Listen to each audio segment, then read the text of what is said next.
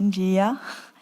Je m'excuse, ce seront les seuls mots que je pourrai dire en brésilien aujourd'hui, car malheureusement, je ne parle pas votre magnifique langue. Alors, si vous voulez bien, je vais juste prendre une photo pour prouver à mes collègues que je ne suis pas en train de boire des caipirinhas à Copacabana.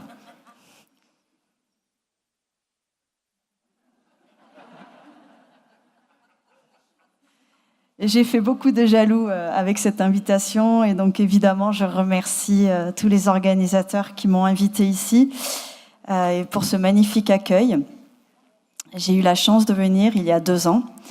Je reviens aujourd'hui. Je crois que c'est une belle histoire qui est en train de s'écrire avec la coopération brésilienne, puisque nous accueillons en ce moment même à Bordeaux une stagiaire brésilienne qui est peut-être l'une de vos collègues, qui s'appelle Marenilde Souza.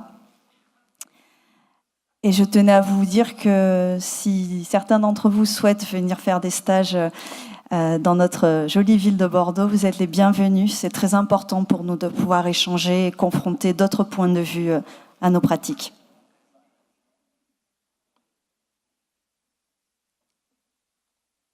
Alors aujourd'hui, je vais parler des nouvelles formes de médiation dans les bibliothèques françaises. Je ne vais pas parler que de Bordeaux, je ne vais même que très peu parler de Bordeaux, c'est pas bien. Je suis pas un bon émissaire, mais je ne suis pas là pour faire l'apologie de ma bibliothèque, mais pour essayer de vous présenter des initiatives intéressantes. Et je souhaiterais aussi également parler lors de notre discussion de ce qui peut-être marche moins et pourquoi. Je trouve ça très intéressant de pouvoir aussi échanger sur les expériences qui sont moins concluantes, les expériences ratées et les échecs, parce qu'à mon avis, c'est comme ça qu'on avance. Donc aujourd'hui, je vais vous parler de médiation idéale, mais je ne doute pas qu'elles se confronteront après à vos propres réalités, sachant que je parle aujourd'hui des bibliothèques françaises qui vivent des problématiques et un contexte différent.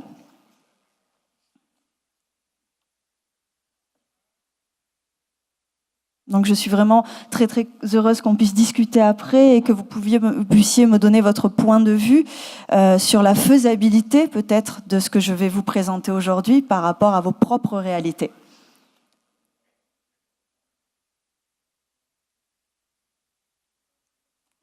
Alors peut-être que je me trompe dans la façon de faire.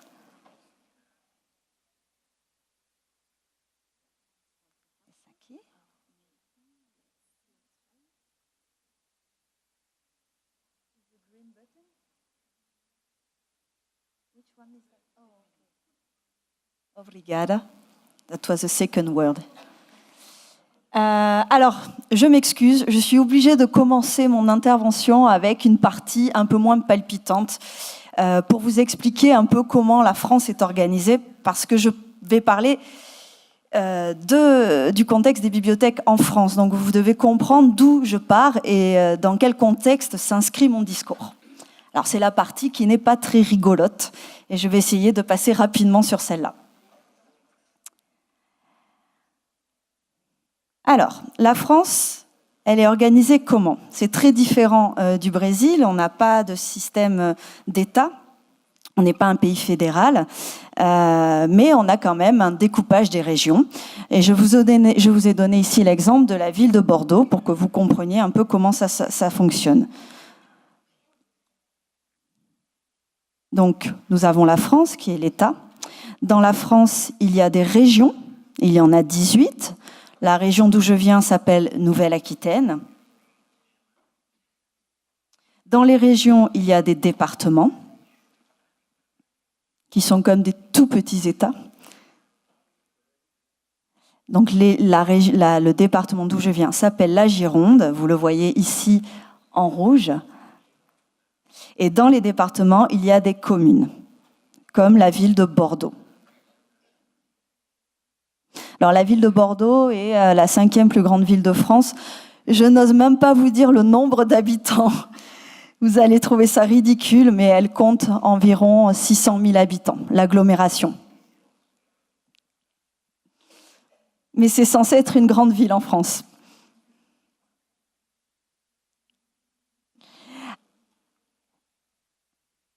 Alors, je vais maintenant vous parler de l'organisation des bibliothèques françaises. Vous m'excusez par avance, peut-être que c'est exactement la même chose chez vous et que je vais répéter des évidences, mais je suis obligée de poser les bases. Alors en France, nous avons des bibliothèques qui dépendent directement de l'État, comme évidemment la Bibliothèque nationale de France, que vous voyez sur la gauche. Pour ceux qui ne le savent pas, les 4 bâtiments représentent, vus du ciel, des livres ouverts. La France est très fière de cet édifice. Je vous laisse juger par vous-même si c'est légitime ou pas. Sur la droite, nous avons la Bibliothèque publique d'information, dans laquelle j'ai eu la chance de travailler pendant 6 ans, qui elle aussi dépend du ministère de la Culture française. Ce n'est pas une bibliothèque nationale, mais c'est bien une bibliothèque qui appartient à l'État. C'est la plus grande bibliothèque de lecture publique française. Alors ensuite, souvenez-vous, après l'État, il y a les régions, puis il y a les départements. Les départements ont aussi des bibliothèques sous leur tutelle.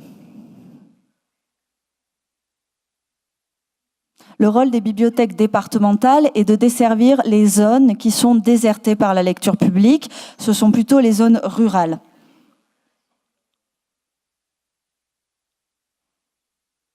Il s'agit en général de bibliothèques qui ne sont pas ouvertes au public, mais qui servent de réservoir de documents pour ces petites bibliothèques rurales.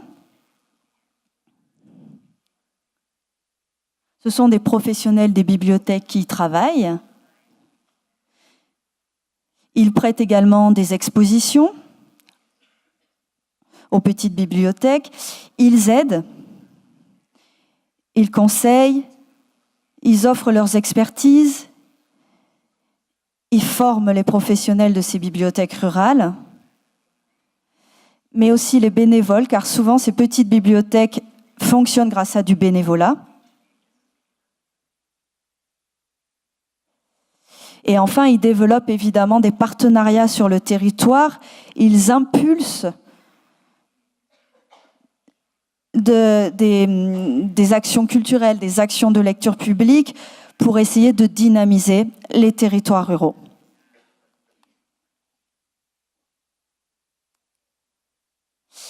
Enfin, on a les bibliothèques qui sont sous la tutelle des communes. Donc les bibliothèques municipales, comme la bibliothèque de Bordeaux. Ici, vous voyez la plus grande bibliothèque du réseau de Bordeaux, qui compte 9 bibliothèques. La bibliothèque de Toulouse, qui est une autre ville dans le sud de la France, ou la bibliothèque de Marseille. Alors, je ne sais pas comment ça se passe au Brésil, mais c'est important de rappeler qu'en France, il y a un débat en ce moment sur ce qu'on appelle la loi des bibliothèques. Il y a des pays où une loi oblige les communes à construire des bibliothèques et protège les bibliothèques. C'est le cas, par exemple, de certaines, ce qu'on appelle des diputations en Espagne, comme la Catalogne.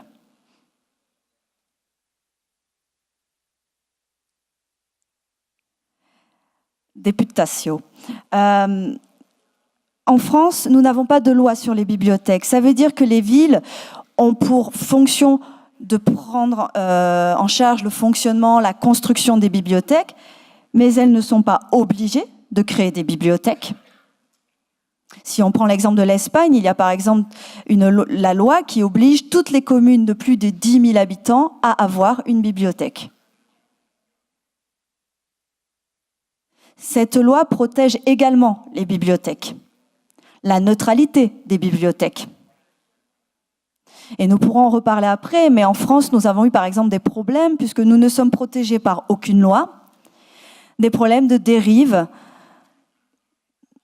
de communes, par exemple d'extrême droite, dans les années 90, qui sont intervenus sur les choix documentaires des bibliothèques de leur ville.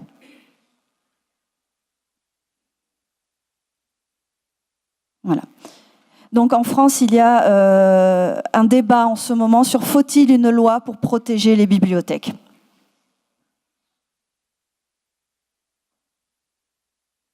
Alors aujourd'hui, de quelle bibliothèque nous allons parler ? Nous n'allons pas parler des bibliothèques nationales, nous n'allons pas parler des bibliothèques universitaires. Je m'excuse par avance, mais je vais quand même vous parler de ce que moi je connais le mieux. Donc nous allons parler des bibliothèques de lecture publique. Par contre, évidemment qu'il y a des recoupements évidents entre les problématiques des bibliothèques de lecture publique et les problématiques de ces autres bibliothèques.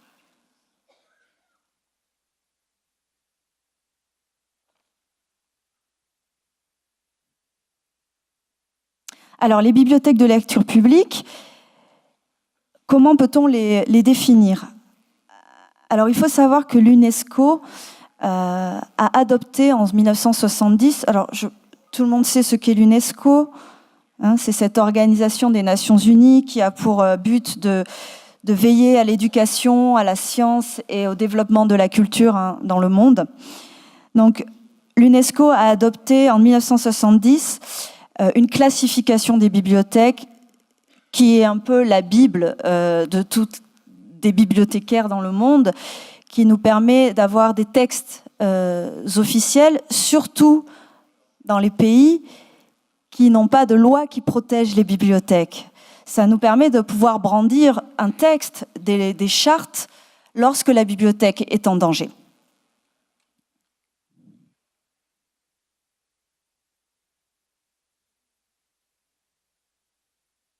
Donc les bibliothèques de lecture publique, il y en a de plusieurs genres.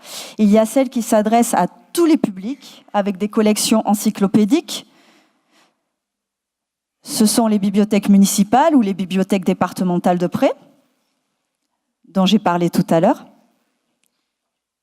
Mais il y a aussi les bibliothèques qui s'adressent à des catégories spécifiques d'usagers. Les bibliothèques de prison, les bibliothèques d'hôpital, les bibliothèques d'entreprise. Ce sont aussi des bibliothèques de lecture publique. Voilà, je crois que la partie ennuyeuse, enfin je l'espère, est finie. J'étais obligée de refaire ce rappel en préambule pour que vous compreniez bien dans quel contexte s'inscrit mon discours. Alors avant de parler des nouvelles formes de médiation, qui sont des réponses à des changements, à des évolutions sociétales, nous devons bien parler de ces évolutions sociétales. Quels sont les nouveaux défis ? Quels sont les nouveaux challenges des bibliothèques ? Parce que quand je vais vous parler des nouvelles formes de médiation, il ne s'agit pas de vous parler d'actions attractives, modernes, quelque part bling-bling ou sexy, mais il s'agit bien de vous parler de réponses à des problématiques sociétales. Donc il faut d'abord que nous analysions ces problématiques avant de pouvoir y apporter des réponses. Et c'est un travail que nous devons tous faire dans nos bibliothèques. Bien comprendre l'évolution à laquelle nous sommes confrontés aujourd'hui pour mieux savoir comment construire nos réponses.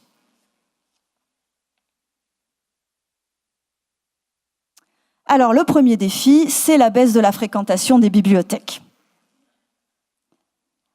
En Europe, en tout cas, c'est un phénomène tangible.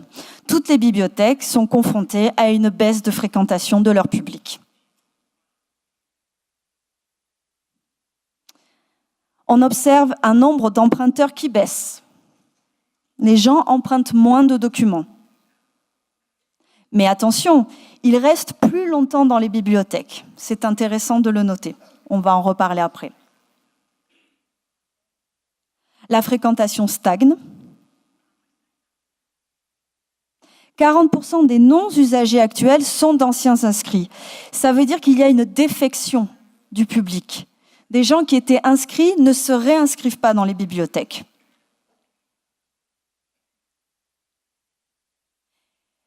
Enfin, il y a un déficit d'image des bibliothèques dans l'inconscient collectif.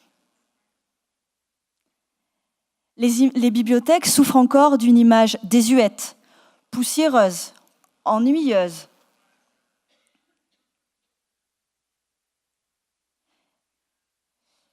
Alors, pour vous donner un exemple, on va lancer une première petite vidéo qui est un extrait de Star Wars. J'ai choisi volontairement cet extrait pour vous montrer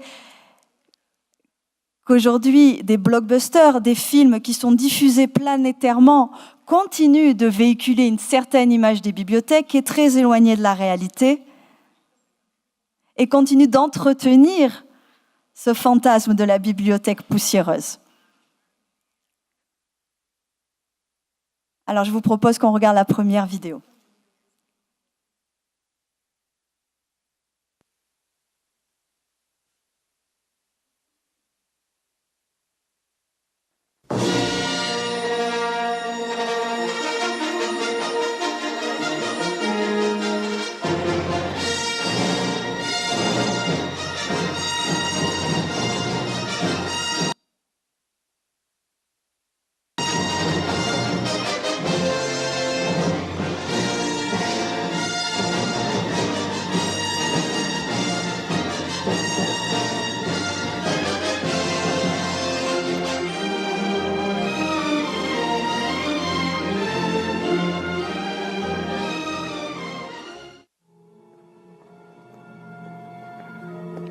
Did you call for assistance? Yes, I did.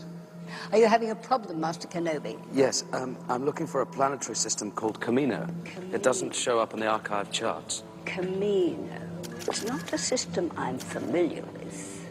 Are you sure you have the right coordinates? According to my information, it should appear in this quadrant here, just south of the Rishi Maze.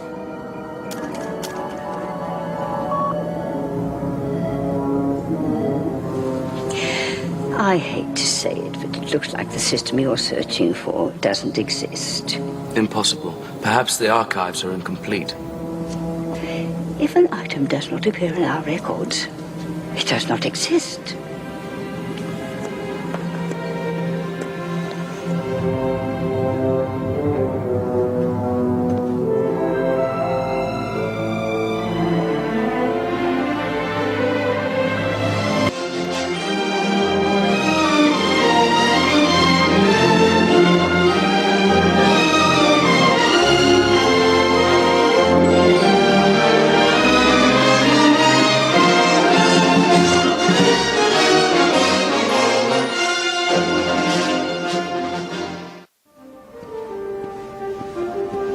Reach out, sense force around you. Use your feelings, you must.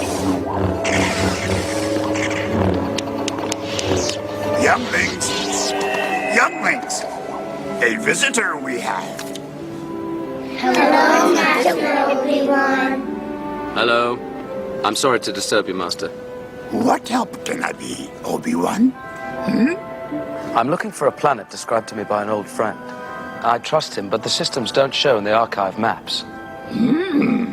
Lost a planet, Master Obi-Wan has. How embarrassing. How embarrassing. Liam, the Shades.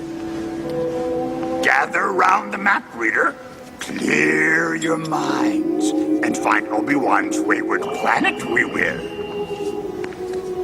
It ought to be here, but it isn't.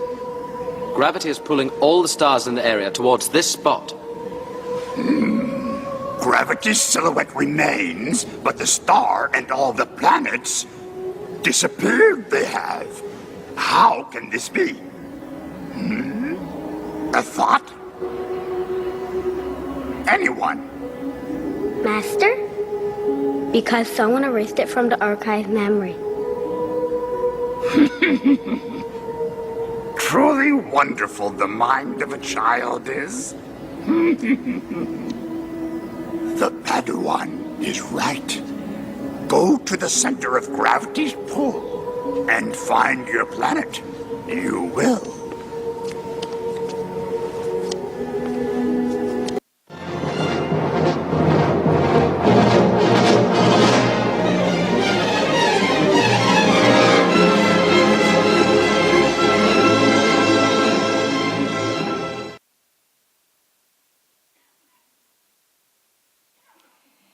Donc cet extrait, il est très intéressant parce qu'il montre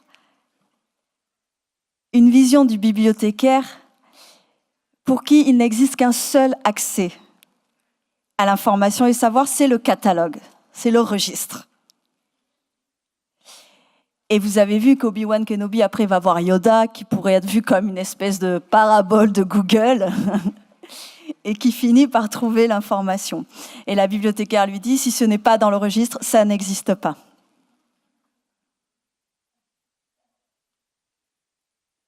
On parle d'un film qui est vu par des millions de personnes dans le monde.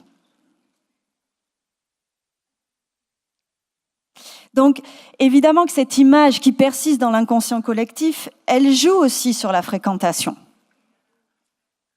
Et dans les actions que nous allons devoir proposer, il y aura notamment des actions qui consisteront tout simplement à modifier l'image, des enjeux de communication au-delà des enjeux de médiation culturelle.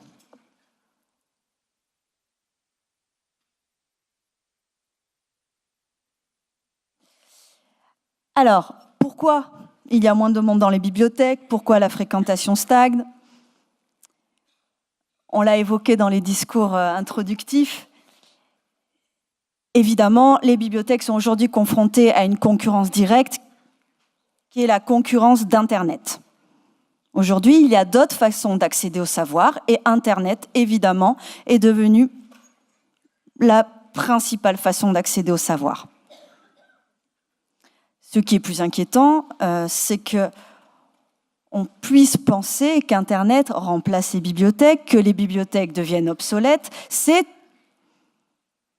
un état de fait. Beaucoup de non-usagers le pensent, mais aussi des décideurs. Je vous ai donné ici des exemples. Un ancien ministre de la Culture français qui disait que ce n'était plus la peine d'aller en bibliothèque avec Internet. Et nous avons même un directeur de bibliothèque. Je ne fais que le citer.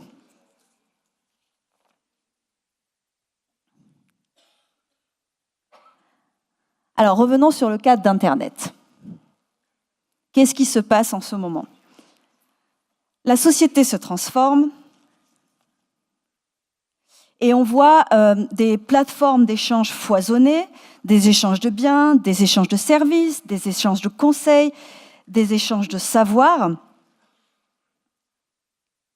qui se construisent de façon horizontale et donnent plus de place à l'individu.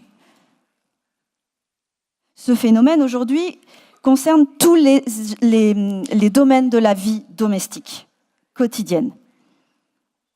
Les activités pour les enfants, la mode, le loisir, les transports.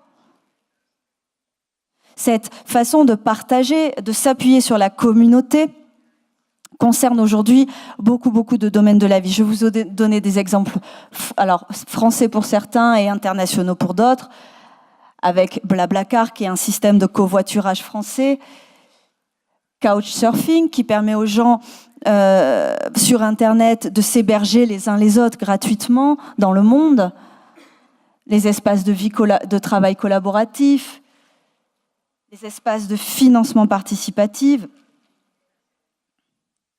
Donc aujourd'hui, on échange des pratiques, on échange des services et on échange aussi du savoir. Et ce savoir, il est en grande partie produit par les individus. On est vraiment dans une approche horizontale et non plus descendante de la fabrication du savoir. Aujourd'hui, 22% des Français contribuent au contenu qui est produit sur le web mondial. Via des commentaires, des publications sur les forums de discussion, sur les réseaux sociaux, sur les blogs. Et 32% des Français disent profiter de ces informations et les utiliser.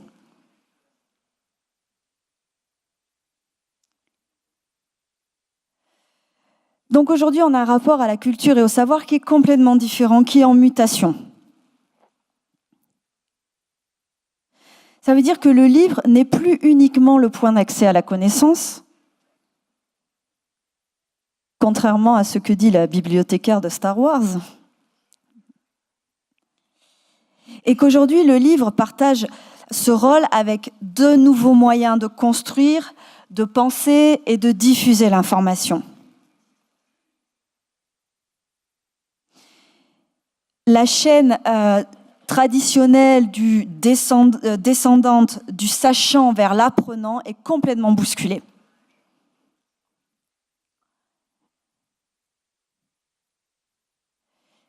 Je vous ai donné quelques exemples. Par exemple, avant, nous avions des autorités, des détenteurs du savoir. Le journaliste, par exemple.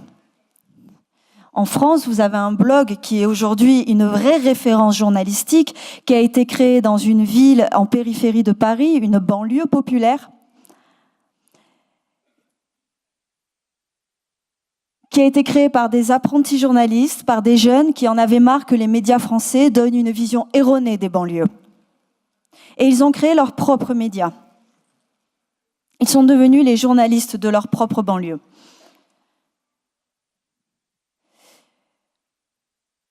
Autre autorité officielle, les enseignants, les professeurs.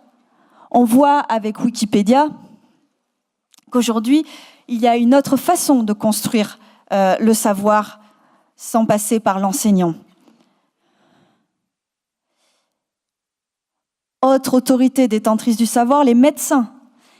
Il y a un site, je ne sais pas s'il est consulté au Brésil, qui s'appelle Doctissimo, alors qui est gravissime, puisque dès que vous allez sur Doctissimo, vous êtes sûr d'avoir un cancer ou de mourir dans les 2 jours qui viennent, mais qui vous permet de trouver de l'information sur les symptômes, les maladies que l'on peut avoir. Et c'est pareil pour les bibliothécaires. L'autorité est remise en cause, l'autorité du bibliothécaire comme détenteur du savoir, comme passeur de l'information. Et aujourd'hui, on voit émerger beaucoup de sites sur lesquels on a des prescriptions bibliothéconomiques, des conseils de lecture.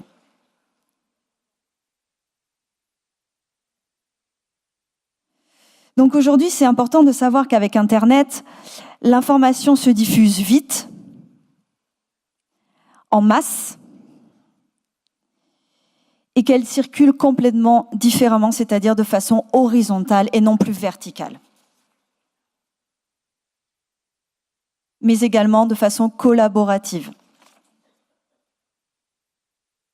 Alors je voulais vous montrer quelques exemples d'outils qui sont de plus en plus populaires en France et qui expliquent pourquoi la fréquentation des bibliothèques baisse concrètement. Parce que quand on dit c'est à cause d'Internet, c'est pas tout à fait juste, c'est plutôt à cause du changement des pratiques culturelles des personnes.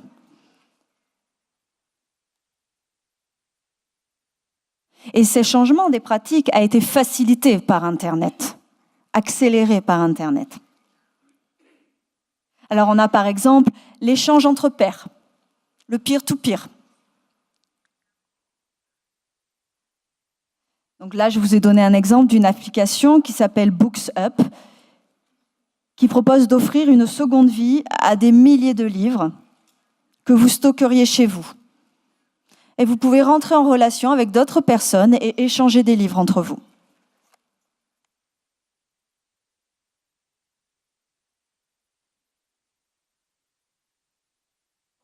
On a également l'apparition de médiathèques collaboratives qui ne sont pas créées par des bibliothèques, qui sont créées par des individus, des particuliers. Est-ce qu'on peut regarder la deuxième vidéo qui présente ce service ?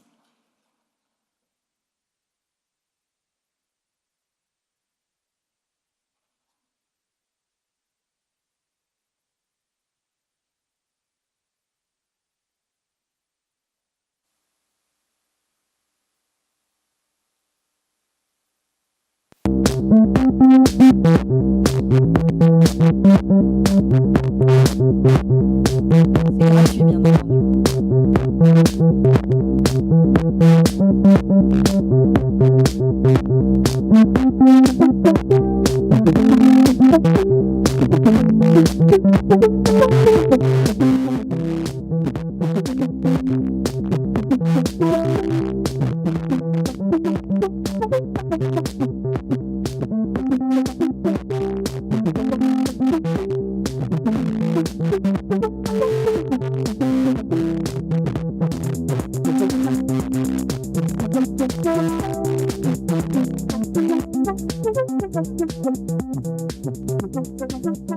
Donc Internet permet en fait l'émergence de ce type d'initiatives collaboratives qui émergent en parallèle des bibliothèques.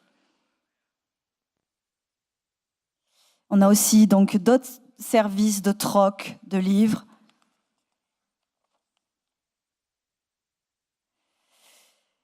Donc l'impact de ces nouvelles pratiques sur les bibliothèques, c'est la baisse des prêts, la baisse de la fréquentation, des réductions budgétaires parce que beaucoup de décideurs pensent que les bibliothèques sont moins utiles depuis qu'Internet est arrivé.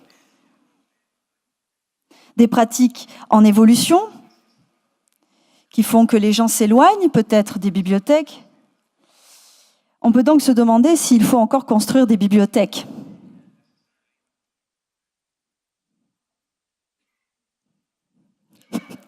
Je ne savais pas si je pouvais tenter cette blague, mais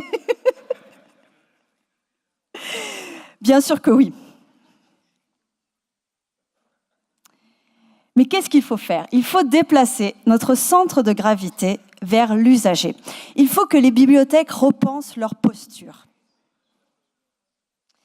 Les bibliothèques, aujourd'hui, sont encore très exclusivement centrées sur leur collection documentaire. Si elles veulent s'adapter aux nouvelles pratiques et aux nouveaux usages induits par Internet, elles doivent devenir de véritables lieux de vie, proposer d'autres formes d'accès à la connaissance, par l'échange, par la rencontre, par la collaboration, par le numérique. Et je voudrais rappeler quelque chose qui pour moi est essentiel mais qu'on oublie souvent.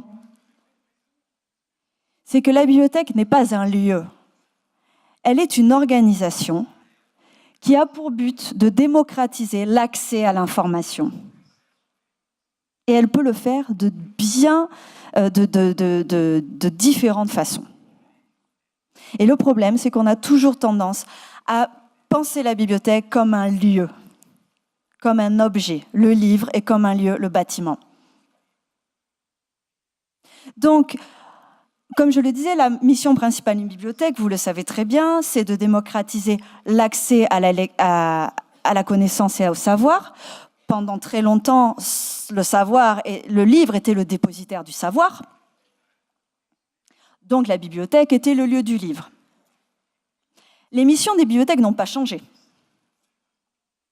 Il s'ajoute toujours de donner l'accès à l'information et au savoir, sauf qu'aujourd'hui, il va falloir que nous le fassions différemment. Alors en France, il y a un concept qui est très populaire, qui est le concept de bibliothèque troisième lieu. Je ne sais pas si c'est un concept qui est également populaire au Brésil. En France, c'est même presque un phénomène de mode. On en a un peu marre d'entendre parler de la bibliothèque troisième lieu. Parce que finalement, c'est une façon de théoriser, de mettre des concepts sur l'évolution logique des bibliothèques. Alors, qu'est-ce que c'est la bibliothèque troisième lieu? Le troisième lieu est un concept qui a été pensé par un sociologue américain qui s'appelle Ray Oldenburg. Il se diffère du premier lieu, le foyer. Il se diffère du deuxième lieu, le travail. Et le troisième lieu, ce sont tous les endroits où les gens peuvent se réunir et se rencontrer. Pour lui, c'est un lieu qui est complémentaire, qui est à ces deux premiers lieux, qui est dédié à la vie sociale de la communauté et qui se rapporte à des espaces où les individus peuvent se rencontrer, se réunir et échanger de façon informelle. Alors, la première caractéristique du troisième lieu, je ne parle pas encore de la bibliothèque. Ray Oldenburg ne parlait pas de la bibliothèque troisième lieu. Il parlait uniquement du troisième lieu. C'est un espace qui est neutre, qui est propice à l'échange informel entre les membres de la communauté. C'est ce qu'on pourrait appeler un niveleur social qui met tous les individus sur le même pied d'égalité. Le café est un troisième lieu. Le bar, le pub irlandais, est un troisième lieu. C'est un lieu d'habitués. C'est un lieu qui est un facilitateur social, qui permet de rompre la solitude, de contrer l'ennui. C'est un lieu qu'on peut s'approprier facilement. C'est un lieu qui ressemble un peu à la maison, qui est convivial. C'est un lieu qui permet l'œcuménisme social. C'est-à-dire qu'on y retrouve une agrégation de populations variées, des sociabilités diverses, des perspectives différentes sur l'existence.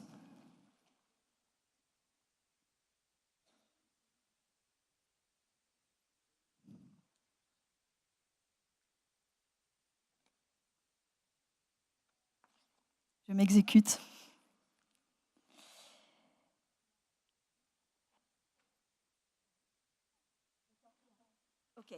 Ok.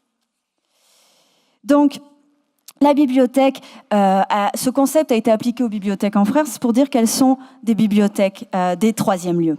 Ce sont des bibliothèques avec un ancrage physique fort, des ambiances stimulantes, une accessibilité optimale, un confort de mobilier. Ce sont des bibliothèques où les espaces sont zonés pour accueillir des usages différenciés, avec des larges horaires d'ouverture. Ce sont des bibliothèques où l'on peut se détendre, sans jugement ni contrainte, où l'on peut dormir sans être jugé, où on peut boire un café. Je vais vous donner des exemples de bibliothèques dans lesquelles il y a par exemple un bar ou un Starbucks Coffee. Ce sont des bibliothèques avec une vocation sociale affirmée très forte. Ce sont des espaces, ce qu'on peut appeler des Facebook en version réelle. Je vous donne un exemple, par exemple, pour ceux qui ne connaissent pas ce dispositif, de la bibliothèque vivante, qui est un vrai dispositif de la bibliothèque troisième lieu, qui est on dit souvent, ne jugez pas une bibliothèque, un livre à sa couverture. Donc c'est un dispositif où les humains remplacent les livres. L'idée originelle, c'est de lutter contre les préjugés, les stéréotypes et l'incompréhension de la différence en mettant face à face des individus qui ont des parcours de vie très différents. Une prostituée, un migrant, un prêtre, pour pouvoir discuter sans jugement de ce que peut être la différence, pour essayer de casser les stéréotypes. Ce sont des bibliothèques qui proposent une autre approche culturelle, où se côtoie une vision élitiste de la culture, mais aussi une vision plus illégitime de la culture. On y propose tous les supports. Il n'y a pas de mauvaise ni de bonne culture. Tout est culture. Le jeu vidéo est culture, le livre est culture, la musique est culture. Ce sont des espaces où les règles sont différentes. On peut assouplir les règles. Les bibliothèques ne doivent pas être que des lieux de contrainte. On peut manger, on peut boire. Il y a des bibliothèques, par exemple, qui ont choisi de mettre des espaces comme des cabines téléphoniques pour pouvoir téléphoner. Il y a des bibliothèques qui choisissent de créer des espaces de déconnexion dans lesquels on ne peut plus se connecter. Ce sont des espaces où les règles sont différentes. Donc, en gros, vous l'avez compris, la bibliothèque troisième lieu, c'est une façon de passer de la bibliothèque qui représente le temple sacré de la lecture, à une bibliothèque décloisonnée, vivante, cosy, chaleureuse, etc. Alors, un autre moyen de remplir nos missions différemment, c'est d'intégrer le savoir-faire et la création dans les bibliothèques. Avec l'avènement des phénomènes comme le do-it-yourself, aujourd'hui, les personnes ont pris conscience d'une autre façon de consommer. Il y a une prise de conscience par rapport à l'écologie, au développement durable. Et les bibliothèques doivent entendre ces mouvements. Elles doivent les faciliter. Elles peuvent intégrer des nouveaux dispositifs comme les Fab Labs, qui est une contraction de Fabrication Laboratory, qui sont des laboratoires qui mettent à disposition des outils pour pouvoir créer des prototypes, donner vie à des idées. Ce qui est intéressant, c'est que les Fab Labs existent dans beaucoup d'endroits du monde en dehors des bibliothèques. C'est le cas en France. Il y a très peu de bibliothèques qui intègrent des Fab Labs, alors que les objectifs de ces deux dispositifs sont complètement croisés. Le Fab Lab peut avoir toute sa place dans les bibliothèques. Aux États-Unis, 90% des Fab Labs se trouvent dans les bibliothèques. Voilà, donc je vous donne d'autres exemples.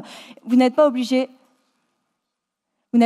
d'intégrer un Fab Lab entier dans vos bibliothèques, mais il y a plein de façons de pouvoir faire des petits Fab Labs en intégrant des outils très simples comme une machine à coudre, des outils, une imprimante 3D, une découpeuse laser. Ça peut être aussi uniquement de façon temporaire et sous la forme d'atelier. Voilà, il y a plein de façons de décliner le principe du Fab Lab en bibliothèque.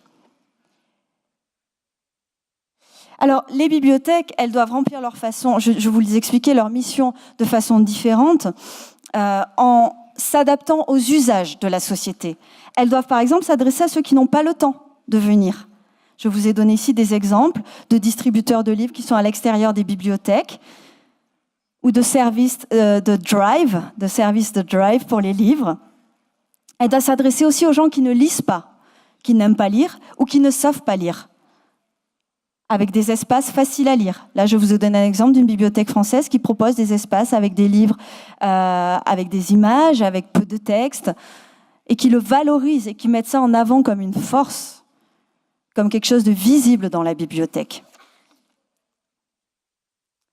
Elle doit s'adresser aussi aux gens qui ne lisent pas, je l'expliquais tout à l'heure, mais qui font bien d'autres choses, qui font de la musique, qui cuisinent, car ce sont aussi des formes culturelles, ce sont aussi des formes d'épanouissement et d'accès à la citoyenneté des individus. Elles doivent proposer des collections et des services atypiques. Je l'expliquais tout à l'heure, ce qu'on peut retenir de la bibliothèque, peut-être ce n'est pas le livre, mais c'est le principe de prêt et de collection. C'est ça qui est peut-être plus intéressant. Et à ce moment-là, pourquoi la bibliothèque ne prêterait pas des instruments de musique ? Pourquoi elle ne prêterait pas des objets qui relèvent du service, comme la bibliothèque de Bordeaux, qui prête des parapluies, ce qui permet aux gens de rester plus longtemps à la bibliothèque, ou à l'université d'Angers, qui prête des cadenas. Ce sont des façons aussi de faire rester les gens à la bibliothèque. Là, je vous donne un autre exemple de collection atypique, une grainothèque, qui est une collection de graines. Il y en a beaucoup dans les bibliothèques françaises, ou une bibliothèque d'outils. Ce qui est au cœur du service, ce n'est plus le livre, c'est bien l'usager et ses pratiques. Un autre exemple de bibliothèque d'outils aux États-Unis ou de bibliothèque d'ustensiles de cuisine.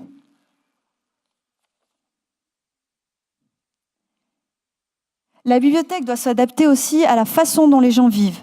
Elle doit sortir d'elle-même, elle doit aller là où les non-usagers se trouvent. Elle doit s'installer dans les lieux de vie. Elle doit imaginer de nouvelles formes d'intervention, comme cette bibliothèque qui est dans un restaurant. Elle doit s'adapter au déplacement des individus, avec ces exemples de bibliothèques mobiles, éphémères, qu'on peut mettre dans des espaces type des marchés, des places publiques.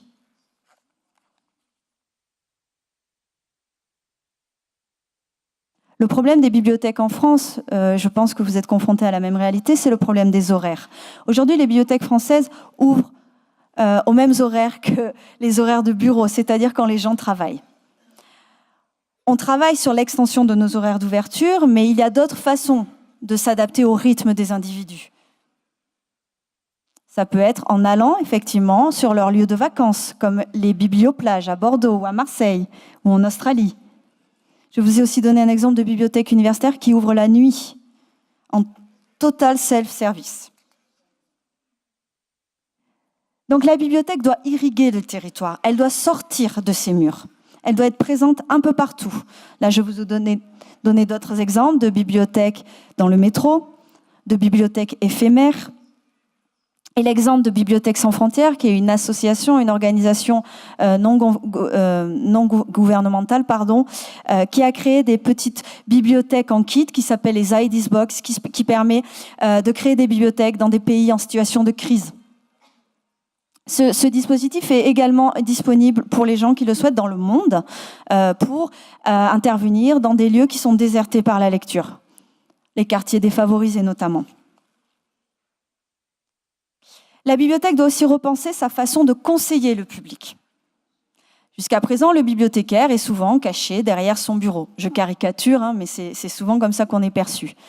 Là, je vous ai donné un exemple de bibliothérapie. C'est un concept qui est né à Londres et qui consiste à aller dans la rue et à offrir une prescription de livres à des usagers. C'est une forme de happening qui est très efficace et qui permet, en discutant avec l'usager, de lui proposer une liste de livres.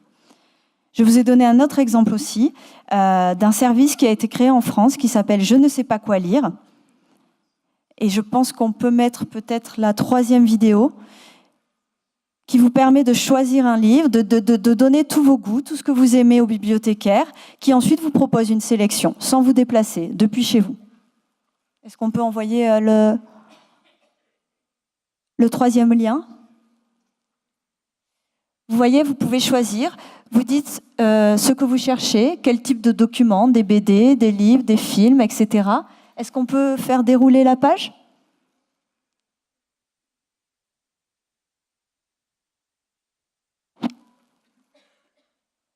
Ensuite, vous expliquez quels sont vos centres d'intérêt, la famille, la sexualité, la nature, les faits divers, la spiritualité. Vous remplissez un questionnaire et il est envoyé au bibliothécaire qui vous retourne une liste de propositions d'ouvrages.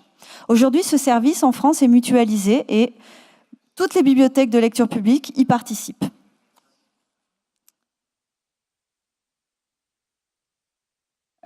Merci.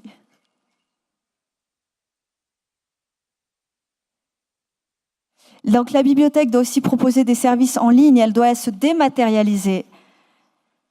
Elle ne doit pas être qu'une contrainte d'horaire, de bâtiment, de localisation géographique et proposer des services à distance. Là, je vous ai donné des exemples. Le guichet du savoir à Lyon, qui est un espace où on peut demander n'importe quoi à un bibliothécaire. C'est une forme de Google améliorée car le bibliothécaire vous donne ses sources. Il vous cite les livres dans lesquels il a trouvé l'information. On peut aussi évidemment proposer des contenus en ligne. Alors, il ne s'agit pas de faire du numérique parce que c'est à la mode, parce que ça rend les bibliothèques attractives, mais tout ça, là aussi, a un sens. N'oubliez pas que la mission des bibliothèques, c'est de créer et d'aider les citoyens à s'émanciper en tant que personnes. Et aujourd'hui, la société, elle est aussi numérique. Donc la bibliothèque doit aider les personnes à être incluses dans cette société numérique. Donc, intégrer le numérique dans les bibliothèques, c'est lutter contre les inégalités sociales, contre les inégalités géographiques. L'accès au savoir et à l'information passe par le numérique. On a, par exemple, à la bibliothèque de Bordeaux, beaucoup de sans domicile fixe, de publics très précaires qui viennent parce qu'ils peuvent consulter Internet, avoir un compte Facebook et donc être insérés dans la société.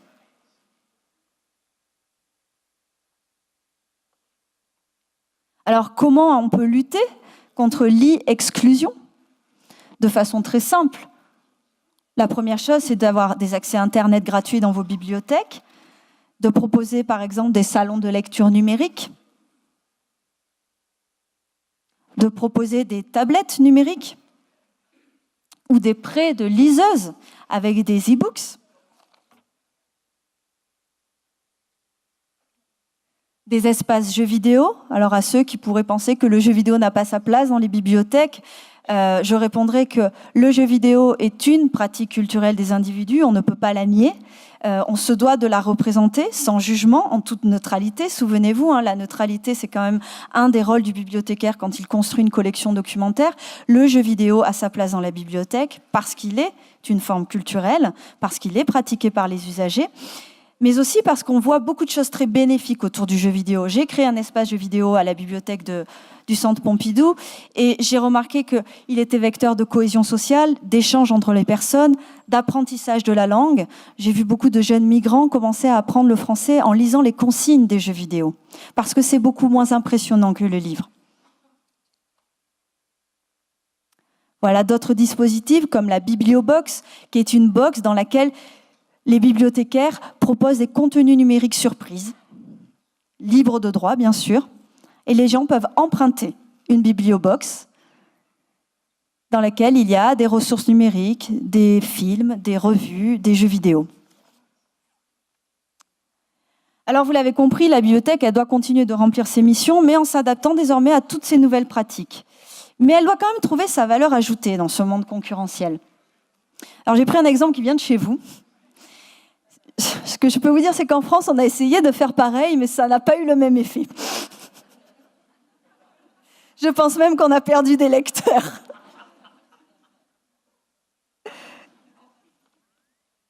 Alors la question, c'est comment on peut se réinventer aujourd'hui, comment on peut innover en tant que bibliothèque, comment on peut changer notre point de vue. Moi, je crois foncièrement que la bibliothèque de demain, c'est la bibliothèque participative. Je m'excuse, je vais un peu vite car je n'ai plus beaucoup de temps. Ce n'est pas la bibliothèque qui est pensée par le bibliothécaire, ce n'est pas la bibliothèque qui est pensée pour l'usager, mais c'est la bibliothèque qui est pensée avec les usagers. On passe d'une offre de collection et de services qui est pensée pour les personnes à une offre de services et de collection qui est pensée avec les personnes. Il faut donc repenser notre approche du public. Il faut aussi voir les publics et les non-publics comme des ressources qu'on peut utiliser. Les gens sont détenteurs de savoir. On peut faire exister ces savoirs au sein de la bibliothèque. Et c'est en ce sens que la bibliothèque maintiendra toute son utilité au sein de la société.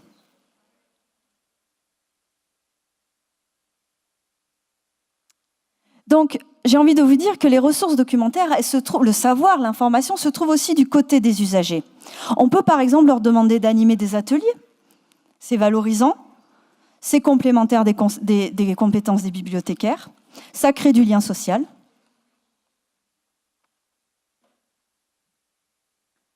Je vous donne quelques exemples, je ne peux pas tous les détailler, de bibliothèques participatives.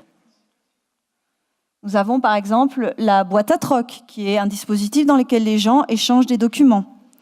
Nous avons le dispositif Steeple, où la bibliothèque devient une plateforme d'échange de biens, de savoir, de connaissances.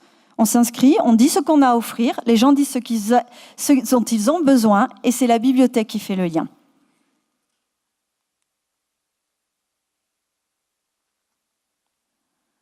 On a aussi des exemples de sélection faite par les usagers, comme à la bibliothèque de Lyon, avec Monter le son. Le principe, c'est de réunir pendant 2 heures, un mardi soir, des personnes d'horizons différents qui réfléchissent aux collections musicales de la bibliothèque. Je vous ai donné un autre exemple d'une bibliothèque hollandaise, je crois, où pendant 3 semaines, on a accueilli en résidence des enfants et des architectes qui ont réfléchi à la construction d'un nouvel espace jeunesse de la bibliothèque.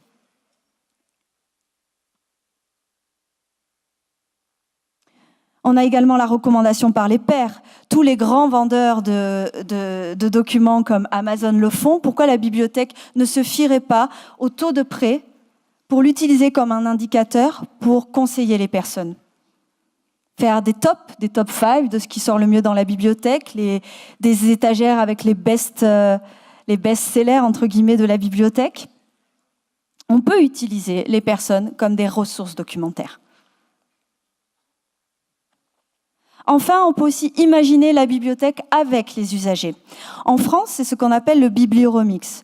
Le biblioremix, c'est un concept qui est emprunté au musée, avec Muséomix. Alors, quel est le principe? Je pense que le mieux, c'est d'envoyer la dernière vidéo.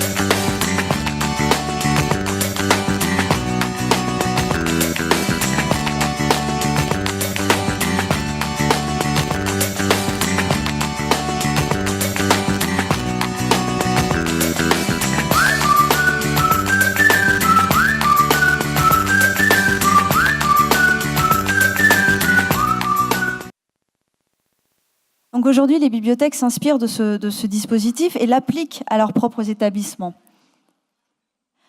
Alors, vous avez bien compris, le principe, c'est de réunir des personnes dans un temps imparti. Alors, je vais vous donner un exemple très concret. À la bibliothèque de Bordeaux, on est en train de revoir les halls de la bibliothèque, qui sont plus du tout adaptés aux usages, qui sont tristes, qui sont pas attractifs. Donc, on va organiser un biblioremix pour les repenser avec les usagers.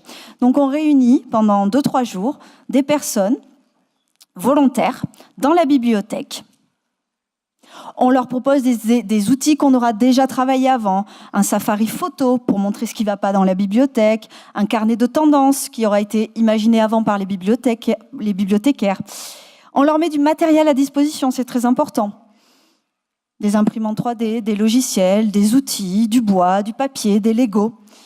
Un espace de travail. Et ces groupes se réunissent pour prototyper les futurs halls de la bibliothèque de Bordeaux. Ils les prototypent et ils les réalisent. Et ensuite, on peut les tester. On peut tester ces prototypes auprès du public et choisir la solution qu'on décidera de garder.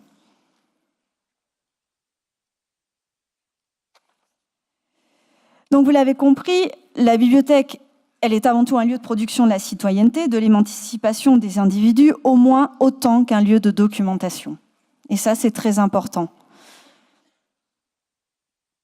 Et le but de tout ça, et moi je pense que c'est là où la bibliothèque n'a pas d'inquiétude à avoir sur son avenir et sur sa pérennité, c'est, alors je suis désolée, en français il n'y a pas de traduction, je ne sais pas comment on peut le traduire en portugais, mais c'est ce qu'on appelle l'empowerment. En intégrant des démarches participatives, ambitieuses comme celle que je viens de vous montrer, comme plus modestes, comme des comités de lecture, des comités d'acquisition avec les usagers. Il y a différents degrés de participation dans les bibliothèques. Il s'agit de redonner aux habitants une capacité à agir. Il s'agit de leur proposer des initiatives qui leur permettent de se faire entendre et de prendre conscience en leur force collective. Et je pense que c'est là vraiment le rôle des bibliothèques. Et c'est ce qui fait que la bibliothèque a de beaux jours devant elle. Tant qu'elle intégrera l'usager au centre de ses services, elle sera toujours utile à la communauté. Voilà, et je m'arrête là. Et pour approfondir ce sujet de la bibliothèque participative, je vous propose de venir demain au cours, puisque j'en parlerai plus précisément. Merci beaucoup. Obrigada.